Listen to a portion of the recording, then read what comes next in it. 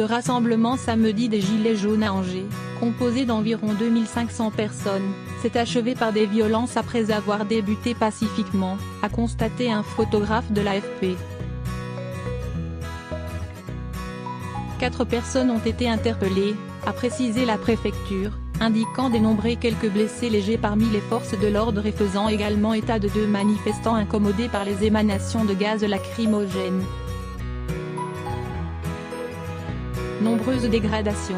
La préfecture mentionne également une tentative d'incendie contre la Banque de France et des dégradations sur le chantier du tramway.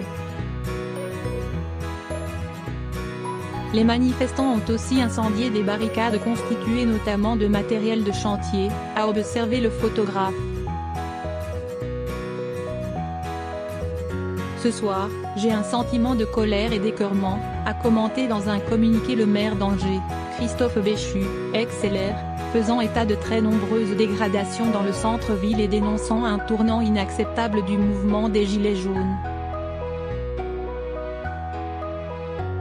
De son côté, Mathieu Orphelin, député LREM du Maine-et-Loire, a annoncé suspendre ses échanges avec les Gilets jaunes en raison de ces violences. La plupart des Gilets jaunes ne se sont pas immédiatement désolidarisés de ces violences et beaucoup sont restés là où la situation dégénérait, malgré les engagements pris. Le périmètre de sécurité n'a pas été respecté, malgré les engagements pris, a-t-il commenté dans un communiqué. Point friction. Pendant une bonne partie de l'après-midi, le rassemblement s'était pourtant déroulé dans le calme. En fin d'après-midi, les forces de l'ordre avaient dispersé aux grenades lacrymogènes et aux canons à eau des Gilets jaunes qui cherchaient à s'approcher de la préfecture, avait constaté le photographe. La manifestation d'Angers était annoncée comme une manifestation pour l'ensemble de la région Pays de la Loire.